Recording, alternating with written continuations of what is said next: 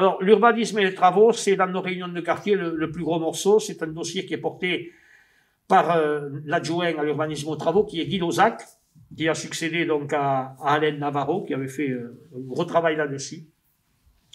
Donc, je vais vous en parler un petit peu sur quelques points, mais comme la plupart des 50 questions que nous avons reçues portent sur l'urbanisme, mais en particulier sur les travaux de grande proximité, le trottoir qui est cassé, l'éclairage qui ne fonctionne pas, le mur qui s'effondre, vous aurez beaucoup de réponses dans la prochaine séquence. Mais là, je vais aller sur les grands dossiers d'urbanisme et de travaux. Alors, commençons par un des projets qui intéresse beaucoup de monde, dont on parle beaucoup, la chapelle Saint-Jacques. Alors, la chapelle Saint-Jacques, c'est la chapelle qui est juste à côté de la mairie de Foix, qui est à la fois un espace patrimonial majeur, mais qui est aussi une réserve foncière qu'il faut absolument faire compte tenu de la situation géographique particulièrement bien placée. On l'avait porté et on l'a porté dans notre projet municipal au moment des élections. Elle ne nous appartient pas, elle appartient à l'association diocésaine, c'est-à-dire à l'évêché, et nous sommes aujourd'hui en négociation pour savoir sur quel montant on pourrait acheter cette chapelle, et ces négociations suivent leur cours, normalement. Les négociations, elles prennent du temps. Et donc, moi, j'ai bon espoir pour qu'on puisse aboutir par un oui ou par un non, d'ailleurs, au mois de mai-juin, j'espère qu'on y arrivera. J'ai bon espoir, mais la vie publique m'a appris à dire que tant que les choses n'étaient pas signées, et dans ce domaine, tant qu'on ne s'était pas tapé dans la main, rien n'était bouclé. Donc, nous allons attendre la prochaine réunion, ou les prochaines réunions, pour vous dire, ça y est, voilà, on est prêt à acheter la chapelle Saint-Jacques, et on le proposera au conseil municipal à tel prix. Voilà où nous en sommes, nous ne sommes pas restés sans rien faire, nous avons beaucoup avancé là-dessus, nous avons fait de nombreuses réunions, nous avons bénéficié aussi du soutien de cette affaire-là de Mina Achari, qui a des compétences professionnelles particulières, et je pense que les choses avancent dans le bon sens, mais comme je vous dis, il ne faut jamais tirer une conclusion avant que ce soit l'heure.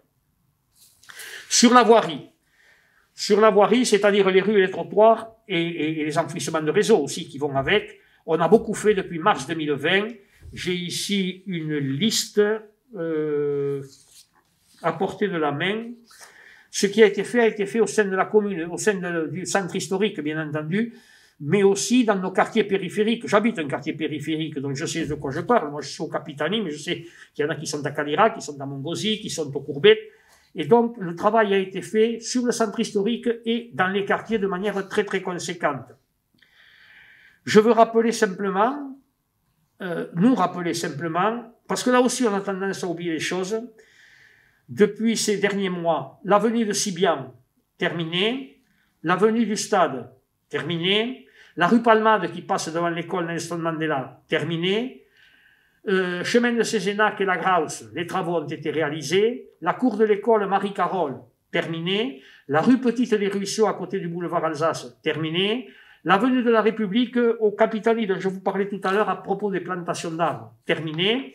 L'avenue de l'Ariège, en bord d'Ariège, entre l'ancienne usine EDF et le double pont et l'hippodrome, terminée.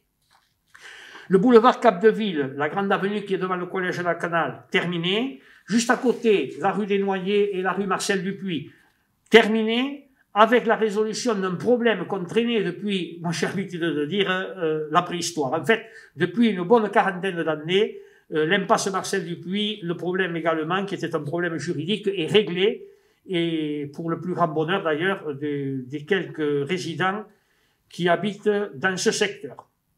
En cours, très rapidement, la rue Tournière, dans le plein cœur de ville. L'impasse des Remparts, cœur de ville également, et sur la rive gauche de l'Ariège, pas très loin du monument aux morts, côté centre historique. L'avenue Joseph Lacanal, qui part du commissariat et qui monte à l'école normale, au centre universitaire, en cours très rapidement. La rue Paul Delpech, avec à côté, adjacent, la rue de la Crouzette, la rue de la Meule et la rue Loquier. Ce sera fait très très rapidement dans les semaines qui viennent.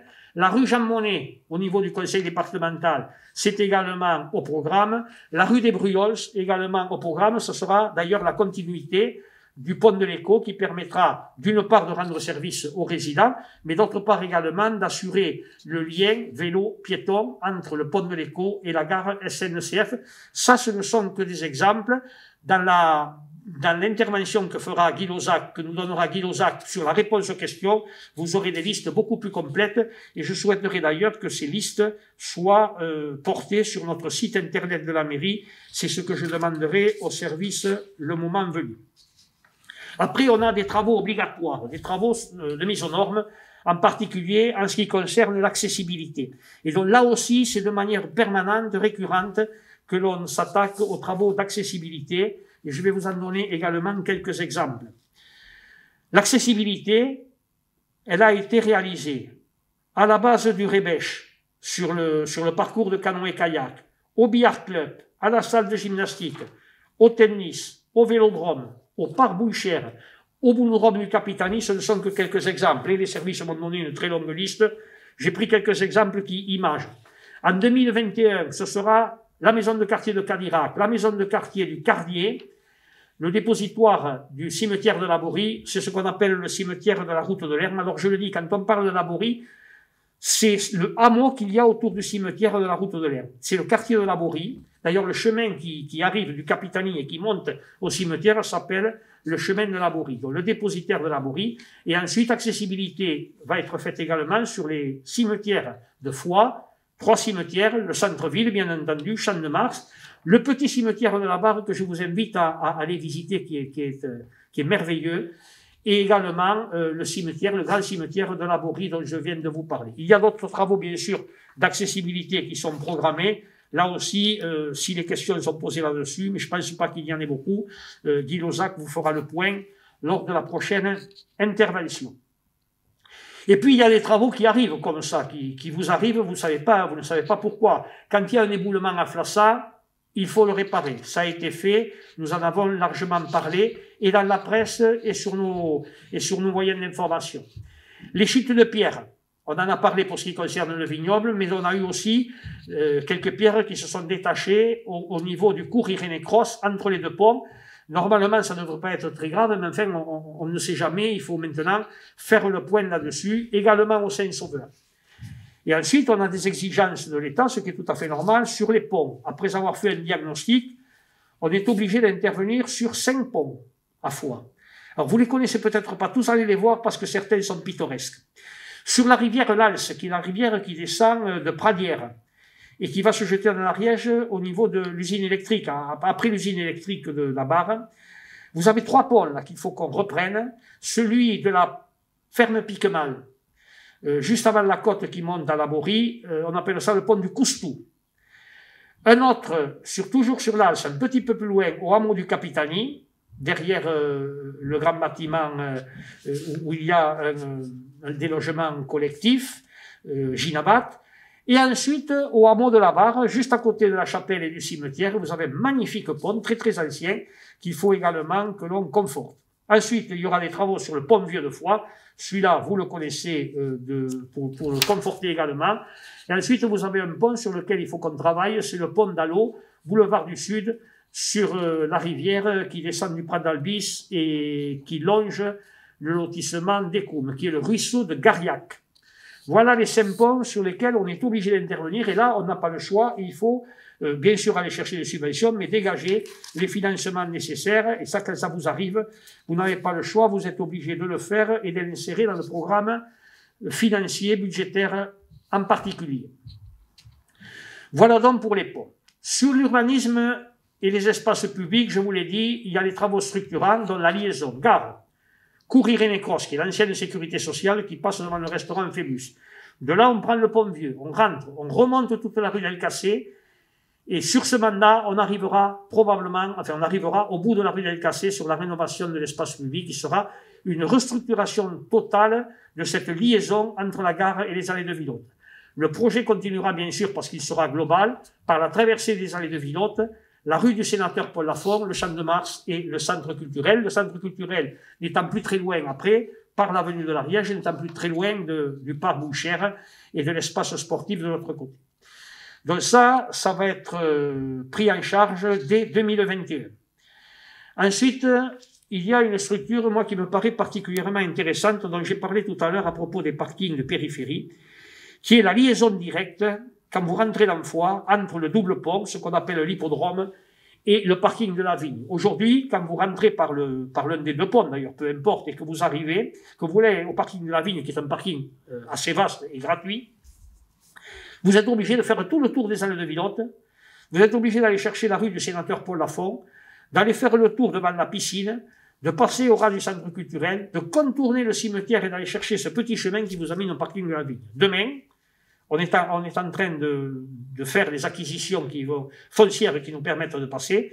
Vous arriverez au pont, au double pont de Foix, et là, vous tournerez à gauche comme si vous partiez à Montgaillard, mais vous prendrez l'avenue de l'Ariège au ras de la gendarmerie, et vous arriverez directement au parking de la Vigne, sans aller embarrasser les allées de Villerotte. Ensuite, si vous avez envie d'avoir des parkings payants, à ce moment-là, vous irez en ville et vous aurez les parkings payants. Mais celui-là, il est gratuit et l'accès sera direct, ce qui devrait délester la circulation sur le centre historique et mettre en périphérie, sans rentrer dans le centre-ville, un parking gratuit de proximité. Alors, il a cette spécificité, le parking de la Vigne, c'est un parking de périphérie qui est à proximité, c'est-à-dire à 3 minutes à peine du centre historique de la ville de Foix. Donc cet accès est majeur et les travaux, normalement, devraient démarrer fin 2021, dernier trimestre 2021. Alors, on peut avoir un peu d'avance, on peut avoir un peu de retard, hein, mais l'objectif, aujourd'hui, c'est celui-là. L'urbanisme et les logements. Alors, c'est un dossier qui est un petit peu plus complexe et qui prend du temps. Il faut beaucoup de temps pour lever les obstacles et pour réaliser les choses. Je vais me faire comprendre très rapidement. Quand vous êtes en banlieue parisienne, que vous avez des barres d'habitation de 500 logements, de 800 logements, et que vous voulez les rénover, vous envoyez les bulldozers, vous rasez, vous enlevez tout, et vous construisez à la place. Ça pose de problème à personne, et en plus vous n'êtes pas dans une zone qui est protégée par le ministère de la Culture et par les bâtiments de France. Quand vous êtes en centre historique, je prends par exemple le cas des travaux qui ont commencé rue Laforie.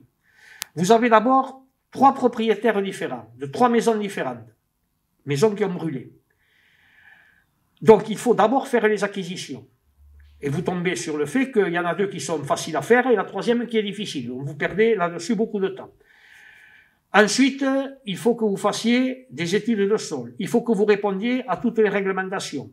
Il faut que vous fassiez face à toute la complexité administrative. Il faut ensuite, parce que vous êtes dans le périmètre du château et c'est bien normal, respecter l'architecture et tenir compte des avis de l'architecte du bâtiment de France.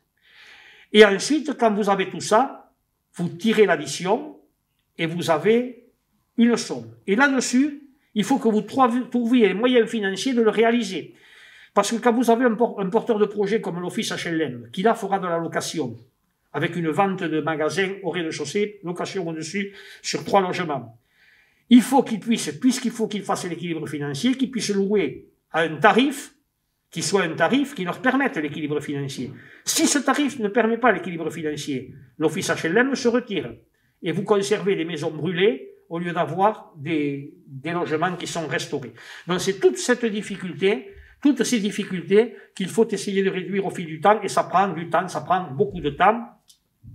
Et je veux souligner ici l'aide que nous avons eue, parce qu'ils ont une façon très particulière et très pertinente de traiter les dossiers, l'aide des services de la préfecture là-dessus, et l'aide de l'établissement public foncier qui nous a beaucoup aidé aussi au niveau de la logistique, au niveau juridique, quand il a fallu faire les acquisitions, et qui ont toujours, les uns et les autres, préfecture et EPF, une vision très positive des difficultés. En tout cas, rue Laforie, on a peut-être mis du temps, mais les travaux ont commencé, et très rapidement, vous verrez 3 logements, plus un magasin au centre. J'ajoute que ce sera la même chose place Freycinet, sur l'ancienne imprimerie Gadra, où l'Office HLM, l'OPH, est en train et prêt à démarrer. Et enfin, nous sommes en train de travailler sur le haut de la rue du Rival, sur des bâtisses qui sont en état de péril, qui sont en face de la charcuterie rouge, de l'autre côté de la rue du Rival, où il y a là un travail conséquent qui est en train de se mettre en place et pour lequel nous avons fait, me semble-t-il, l'essentiel, c'est-à-dire débloquer les obstacles administratifs, mais surtout arriver à boucler le montage financier qui est assez cher et donc qui demande des aides financières de divers organismes, y compris les organismes de l'État. Mais dans cette affaire, le conseil départemental en particulier, la communauté d'agglomération et la ville ont aussi fait en sorte que les choses puissent se boucler et donc dès lors que cette rue du Rival aura des logements rénovés, ça ira beaucoup mieux. Alors, l'intérêt des logements rénovés, on a le sentiment, on pourrait dire que c'est quand même bien mieux d'avoir quelque chose qui soit confortable. Au plan esthétique, c'est mieux. Et puis, point à la ligne, l'opération est terminée. Ça va beaucoup plus loin que cela. La rénovation, quand elle se fait, elle permet d'avoir des logements confortables à des prix abordables. Mais si vous ne faites pas de rénovation, vous avez les taudis à la place. Et les taudis, ça enchaîne les squats. Et les squats, ça enchaîne des difficultés sociales. Et les difficultés sociales, quand il faut les traiter, ça coûte très cher. Ça coûte probablement plus cher que de boucler des budgets de rénovation. C'est en ce sens que nous sommes pressés, pas par caprice, parce que ça règle très rapidement les problèmes sociaux. Et enfin, ça permet aux entreprises locales de travailler. Des entreprises locales qui travaillent, ce sont des ouvriers qui ont un salaire, ce sont des ouvriers qui vivent sur la ville ou sur le territoire, qui consomment sur le territoire et qui font marcher l'économie du territoire. C'est aussi pour ça que nous sommes particulièrement pressés de faire en sorte que cette rénovation des logements aille le plus rapidement possible et qu'il arrive au maire parfois de s'irriter quand les choses prennent un petit peu de temps. Mais bon, ça me passe vite et puis après, ça va beaucoup mieux quand les choses se réalisent. En tout cas, aujourd'hui, ça a démarré et je vous dis que pour l'ensemble de l'équipe, c'est un grand soulagement de voir que les choses vont de l'avant.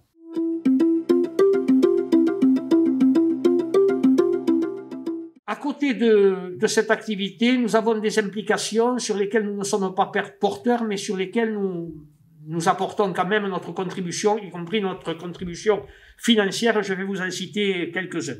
Pas tous, bien entendu, on n'a pas le temps, hein. Mais les HLM du Courbet, HLM Cité Pierrefort. Sur ces HLM, la rénovation totale, plus aujourd'hui le travail qui est fait sur la chaudière bois et sur le chauffage, nous avons contribué également à les financer. C'est en cours. La rénovation est terminée. Sur les HLM de Montgauzy, face au conseil départemental, là aussi, les travaux sont en cours. Montézy, c'est assez impressionnant. Et là aussi, nous avons participé au financement avec notre budget, avec l'argent de nos impôts. Cité et Messures, au Capitani, là aussi, nous avons participé à la rénovation. Aujourd'hui, il y a un projet très très particulier qui va émerger dans le courant de l'année 2020, Cité Pierrefort, à côté de la rotonde où il y avait autrefois la crèche, où il y a aujourd'hui le centre social. Il va y avoir une construction à dimension environnementale sur du recyclage de matériel très particulier qui sont les grands conteneurs de marine qui sont transformés en logements. Il y aura là 13 logements avec 2 niveaux, un rez-de-chaussée et un étage, qui seront donc posés là et qui ensuite seront réhabilités sous forme de logement. Il paraît que c'est assez extraordinaire, que le résultat est un résultat de très très grande qualité. Quand vous y êtes dedans, vous êtes véritablement dans un véritable appartement. Et là-dessus va se greffer une expérience qui fera qu'on va consacrer les logements de rez-de-chaussée aux personnes d'un certain âge, qui aujourd'hui habitent dans les 2e et 3e étages pour la plupart d'entre eux de la cité, qui seront là en rez-de-chaussée s'ils le souhaitent. Et on essaiera de réserver sur le premier niveau, sur le 2e niveau, premier étage donc, les logements à des jeunes travailleurs ou à des étudiants pour qu'il y ait là une expérience de coopération intergénérationnelle qui soit accompagnée et qui se mette en place. Et pour qu'on puisse en tirer des enseignements et pour pouvoir la développer ensuite dans d'autres domaines. Donc on suit de très près cette affaire-là pour que les choses bien entendu réussissent. Tout ça dans l'année, depuis mars 2020. Tout ça se met en place depuis. Centre universitaire Robert Naudy, c'est pas rien le centre universitaire Robert Naudy. Le centre universitaire Robert Naudy, dont je vous parlerai également vers la fin de mon intervention, c'est la 3e et dernière tranche des travaux qui va se mettre en place sur le bâtiment central pour faire en sorte que le développement puisse continuer tranquillement et que nos étudiants travaillent et nos équipes d'enseignants et nos agents travaillent dans les meilleures conditions. 3 millions d'euros d'investissement portés par le conseil départemental soutenu par l'État, par le conseil régional et par la ville de Foix qui participe aussi financièrement à hauteur de autour de 350 000 euros à cette rénovation. Je vous dirai aussi pourquoi c'est intéressant.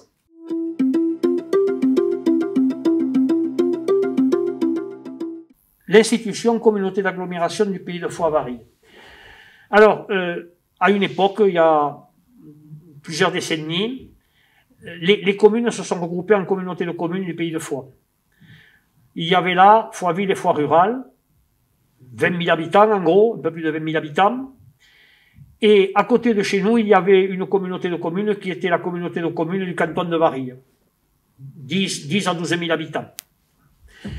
À un moment donné, nous avons pensé qu'ensemble, nous serions plus opérationnels et plus forts, et nous avons fondé la communauté d'agglomération du Pays de Foix-Varilhes. Nous l'avons portée avec Roger Sicre et moi, avec beaucoup de conviction, parce que nous avons pensé à ce moment-là que c'était la bonne voie et que la voie de la coopération allait dans le bon sens. Aujourd'hui, personne ne vous proposera de revenir en arrière, même si à l'époque, on s'est senti parfois un peu esselé dans cette entreprise, mais ça fait partie des choses. Quand on porte le regard sur les 10 années ou sur les 20 années qui suivent, on n'est pas toujours suivi au moment où on défend ce genre de projet. En tout cas, nous pensons que nous étions là sur la bonne voie. Alors, ce que je veux dire en préalable, que j'ai déjà dit, mais que je veux répéter, c'est que la communauté d'agglomération, ce n'est pas un corps étranger à la ville de Foix. C'est une coopération intercommunale de l'ensemble des communes, Foix-Varilhes, et en nombre d'habitants, Foix y est pour un tiers. Donc, vous imaginez combien ce qui se passe à la communauté d'agglomération nous intéresse au premier chef. Sur les grandes actions de la communauté d'agglo, dont je vous invite à aller lire le projet de territoire, je vais en retirer 3 pour vous dire à quoi ça sert et pourquoi ça sert à l'ensemble du territoire. 1. Je vous ai dit que nous avions transféré le pôle jeunesse, et pour quelle raison nous l'avions transféré, ce pôle jeunesse? Aujourd'hui, c'est un bâtiment qui est nécessaire pour s'occuper de la jeunesse. Alors, c'est pas un bâtiment qu'on construit en se demandant ce qu'on va y mettre dedans. C'est tout ce qui existe déjà, qui a été construit pendant un demi-siècle sur la jeunesse, qui est aujourd'hui éparpillé et qu'on souhaite mettre ensemble pour que l'harmonie puisse démultiplier l'efficacité. Et c'est pour ça que ce pôle collaboratif jeunesse est en cours de construction à côté du centre culturel. C'est un projet qui est important, sur lequel la ville de Foix participe également financièrement, en particulier par la mise à disposition du foncier, de manière gratuite. Deuxième élément dont je voulais vous parler, c'est la maison autonomie. La maison autonomie, qui n'est pas une maison de retraite, qui sera installée place Parmentier, derrière la mairie. Ce sont des logements collectifs, avec tous les services qui sont à proximité, puisqu'on est vraiment en plein cœur de ville. Il y a rien de, on ne pouvait pas trouver mieux comme implantation, et dans lequel pourront habiter des personnes retraitées, âgées, mais valides, dans des espaces qui sont des espaces qui ne sont plus des 200 mètres carrés, ouais, comme on a quand on habitait à la campagne et qu'on était jeune 68 ans. Les choses changent, le temps évolue, et donc à portée de la main, ils auront là les services médicaux, ils auront là les magasins, les artisans, tout ce qu'il faut, les allées de Vilotte pour aller discuter, quand il pleut là, au grain, en tout cas, tout sera à portée de la main. Donc ça, c'est également porté par la communauté d'agglomération, ce projet. Un travail sur le contenu est en train de se mettre en place, c'est mis en place, les réunions suivent leur cours, et la mairie de Foix également sera impliquée financièrement par la mise à disposition du foncier qui lui appartenait, qui est en train d'être transféré à la communauté d'agglomération. Un troisième projet qui sera porté par la communauté d'agglomération et qui sera implanté sur le territoire de la commune, c'est le projet de cinéma. Vous savez que le cinéma Rex, qui était place le 8 mai, n'était pas rentable à terme, et que donc, si on voulait conserver un cinéma en centre historique, il fallait porter un projet un peu plus ambitieux, qui est sur un projet sur 3 ou 4 salles. Tout ça restera à déterminer, mais un projet qui soit viable d'un point de vue économique et qui soit un cœur de ville pour amener du flux et pour amener également de la consommation sur le centre historique. Aujourd'hui, la communauté d'agglomération est en train de réfléchir sur un foncier qui appartient à la mairie et va essayer de voir si le projet est réalisable à l'endroit où on est en train de réfléchir sur son implantation en grande proximité, c'est-à-dire très près de la place du Champ de Mars, sur l'ancien bâtiment qu'on appelle à la fois bâtiment Achaguet.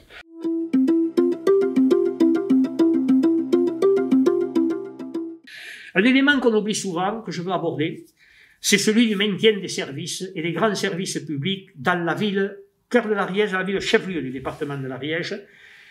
Je vais vous citer quelques exemples qui demandent à ce que les élus soient toujours sur le qui-vive et toujours beaucoup d'attention, beaucoup de veille et puissent intervenir très très rapidement.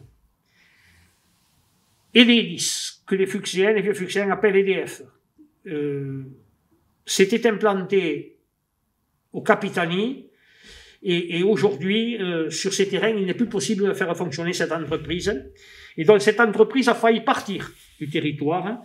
Et là, nous nous sommes mobilisés pour pouvoir la laisser dans l'espace de chalandise, dans le périmètre de chalandise de la ville de Foix, du chef-lieu département. Et nous avons pu obtenir, avec beaucoup d'énergie, que Enedis s'implante à Saint-Jean-de-Verge, c'est-à-dire en proximité immédiate du Capitani et du centre qu'est la ville de Foix. Ça n'est pas rien parce que ça a été long, ça a été difficile, mais ça a été également une satisfaction énorme d'aboutir sur ce dossier qui n'était pas gagné d'avance. Le centre universitaire. Le centre universitaire, quand les écoles normales ont arrêté de fonctionner, on aurait pu ne rien avoir et avoir là-haut un espace, tout simplement. Aujourd'hui, nous avons là-haut 464 étudiants inscrits. Je rappelle qu'il y en avait 254 en 2011. 254, 464. Voyez l'évolution du centre universitaire. Ce sont donc des étudiants qui résident sur le territoire, qui pour certains d'entre eux reviennent sur le territoire, se sédentarisent sur le territoire, mais c'est aussi avec les étudiants, avec les enseignants, avec les agents qui sont au centre universitaire, c'est aussi de la consommation des concitoyens qui sont sur la ville de Foix et qui font vivre la ville de Foix et au-delà le territoire et au-delà le département. Ce maintien du service, ça s'est fait au fil du temps. On y a encore contribué sur la troisième tranche des travaux dont je vous parlais tout à l'heure. Pôle emploi, qui était à Paysanne, se trouve installé sur les hauteurs de Montgauzy. Là aussi, c'est un nombre d'emplois assez conséquent. Le centre de gestion des personnels territoriaux, qui était au sein du centre universitaire, des bâtiments, aurait pu partir sur le nord du département. Le centre de gestion reste à Foix et sera inauguré, je ne sais pas si ce sera en juin ou en septembre, mais les travaux sont pratiquement terminés. Et donc le centre de gestion, avec, je pense, une vingtaine d'emplois, peut-être plus, restera dans cette zone du tribunal et du centre universitaire. Dans le centre de gestion, également avec 3 emplois d'association des maires de l'Ariège. L'Office national des forêts, normalement, se retrouvera sur cette zone à côté du centre universitaire. Récemment, nous nous en sommes fait l'écho sur les moyens d'information et la presse en a largement parlé, Météo France. Météo France, qui à l'automne installera une antenne de Météo France sur Foix, sur la ville de Foix. Et ça également, je vous le dis, ça ne s'est pas fait tout seul. Il a fallu qu'un certain nombre d'élus et de techniciens aillent dans le bon sens, préparent le dossier pour y aboutir. Et j'ai bon espoir, dans les semaines qui viennent, de vous annoncer une autre bonne nouvelle, mais tant qu'on ne s'est pas tapé dans la main, comme je vous l'ai dit, je ne peux pas vous l'annoncer aujourd'hui, mais nous sommes également sur une implantation qui porterait entre 20 et 30 emplois sur la ville de Foix. Nous y reviendrons un petit peu plus tard. Voilà donc ce qu'il était important que nous sachions sur le maintien des services, parce que les services, c'est aussi une caractéristique d'un chef-lieu de département, et si on les laisse partir, on a quand même ensuite des difficultés qui peuvent être générées par le départ.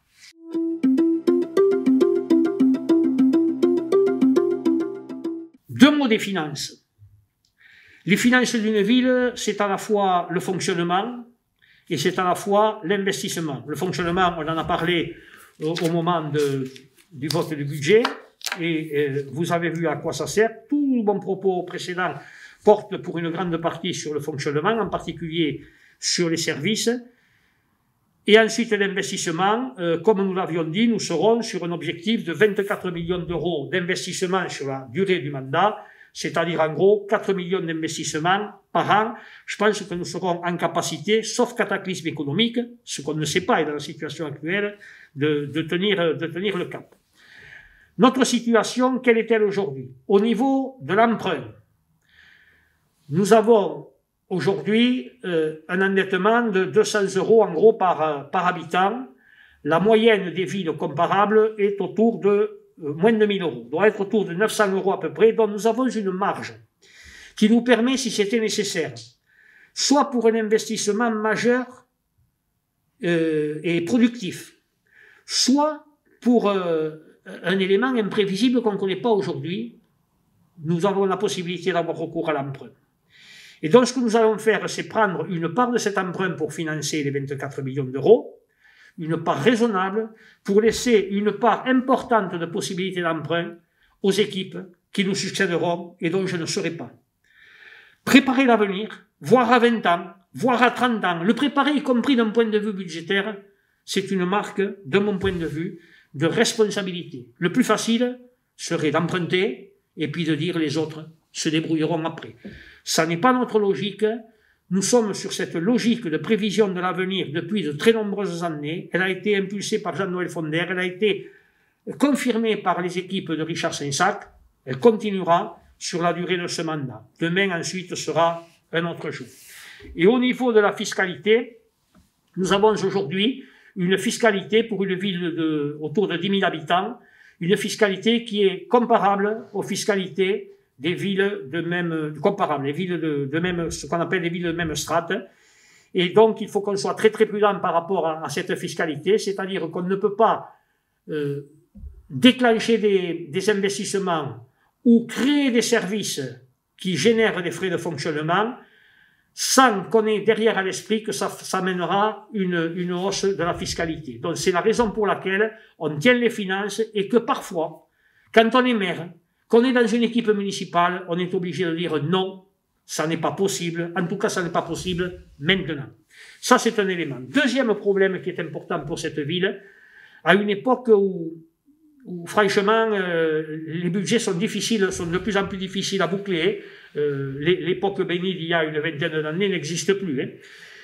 C'est le problème des frais de centralité pour une ville comme Foix, c'est-à-dire que nous avons des services qui sont portés dans le fonctionnement par la ville de Foix et qui sont des services qui s'ouvrent, parce que c'est une nécessité, à des publics qui sont extérieurs à la ville de Foix, c'est-à-dire qui ne contribuent pas fiscalement, très directement à la ville de Foix. Alors, je sais bien que le problème est complexe, il n'empêche que ça n'est pas le cas qu'à Foix. Les frais de centralité des centres-bourgs devront à un moment donné être pris en compte. S'ils ne le sont pas à l'échelle coopérative de l'ensemble de ceux qui en bénéficient, ils devront l'être au niveau du principe, à l'échelle du budget national, pour que nous puissions être dotés de subventions particulières, en tout cas de soutien financier particulier, pour pouvoir assurer ces dépenses de fonctionnement et de centralité. Donc, ce problème va être un problème crucial dans les années à venir, parce qu'il y a un moment où on ne pourra pas faire les choses parce qu'on n'aura pas les moyens financiers de les faire.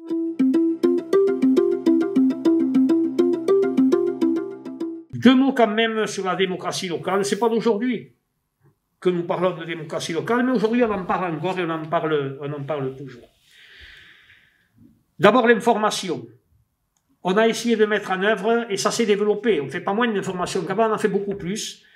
Nous avons quelque chose qui est très regardé, c'est notre magazine papier. Notre magazine qui est distribué 4 fois par an, un par saison, et le prochain va sortir dans le courant du mois de mai, où on essaie de donner à nos concitoyens le maximum d'informations.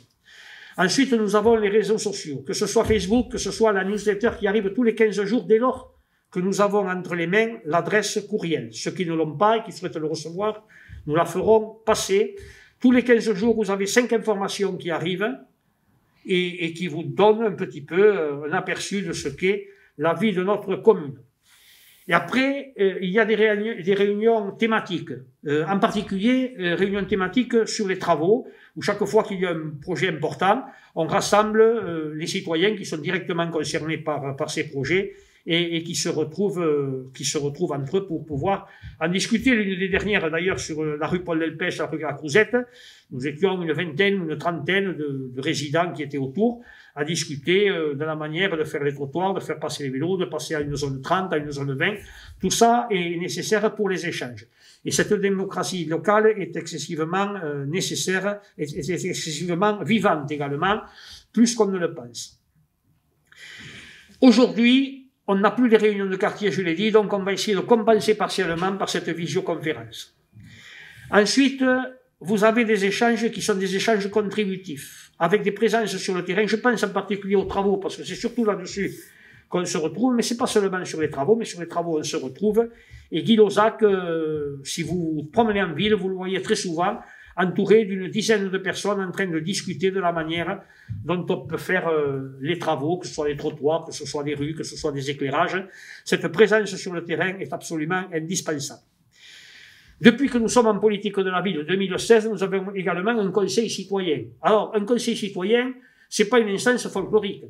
C'est pas quelque chose simplement pour faire bien, pour être sur les affiches, pour être sur les réseaux sociaux, pour faire bien. C'est un conseil qui se réunit de manière très régulière. C'est un conseil qui est composé d'un certain nombre de citoyens, une vingtaine me semble-t-il, je ne l'ai pas en tête précisément, mais qui ont beaucoup d'assiduité de présence dans les réunions et qui donnent des avis sur des points sur lesquels on leur demande de réfléchir ou sur des points pour lesquels ils s'autosaisissent. Et je dois dire que ce conseil citoyen fonctionne de manière très opérative depuis de nombreux mois, parce qu'il a su se distancier des combats électoraux, et il a su s'occuper uniquement de la ville de Foix, à l'exclusion de toute autre préoccupation. Et tant qu'il sera sur cette ligne, il sera opérationnel et il sera écouté.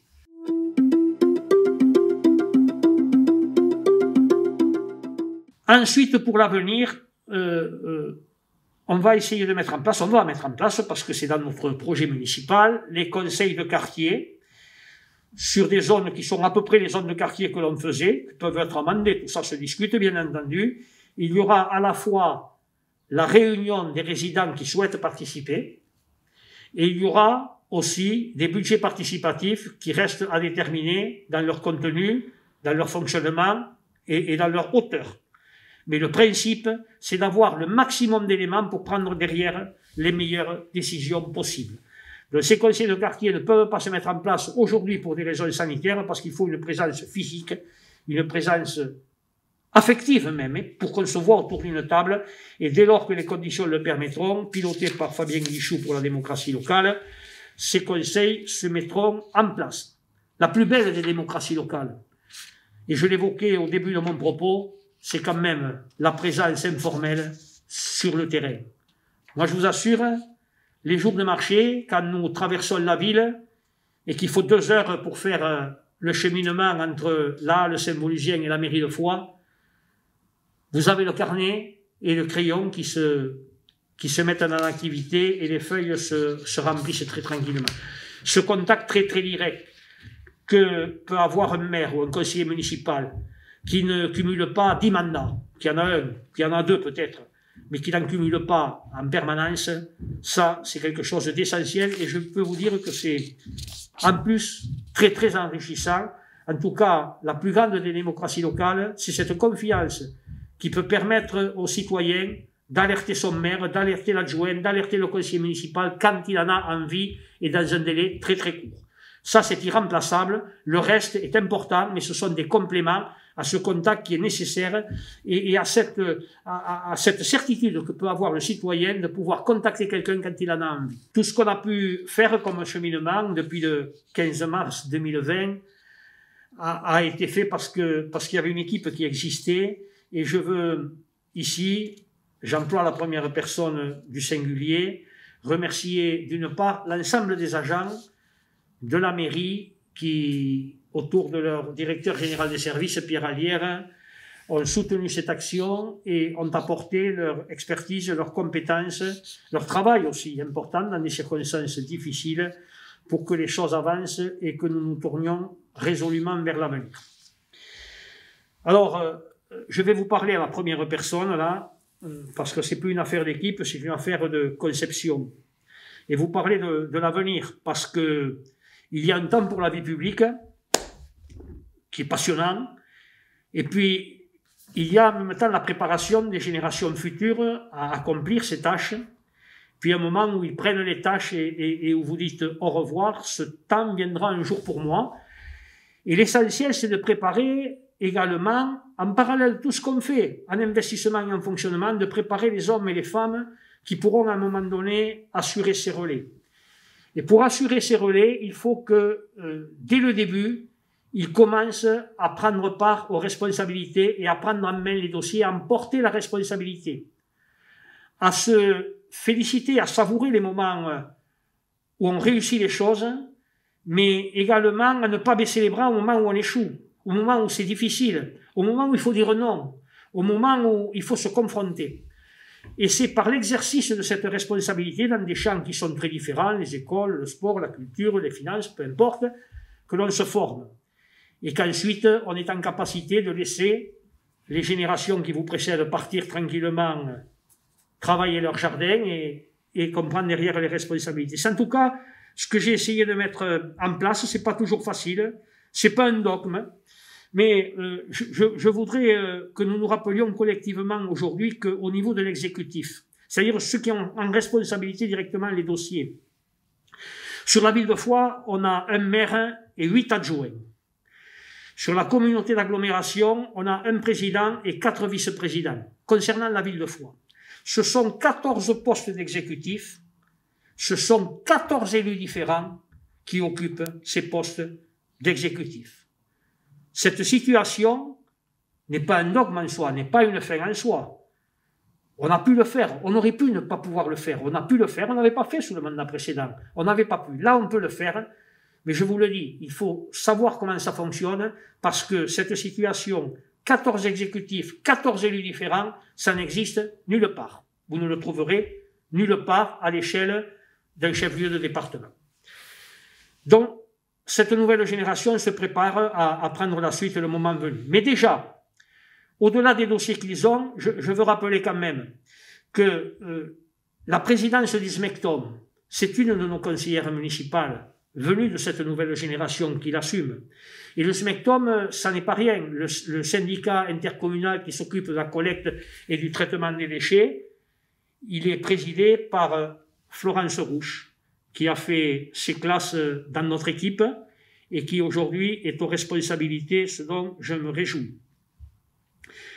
La communauté d'agglomération du Pays de Foix-Varilhes, qui pourrait être tout à fait présidée par le maire de Foix dans l'élan d'une élection de mars 2020, bref. C'est aussi un conseiller municipal qui l'assure. Et de la nouvelle génération, donc, c'est Thomas Fromentin, qui aujourd'hui, issu du conseil municipal de Foix, où il s'est formé au fur et à mesure, assure cette présidence.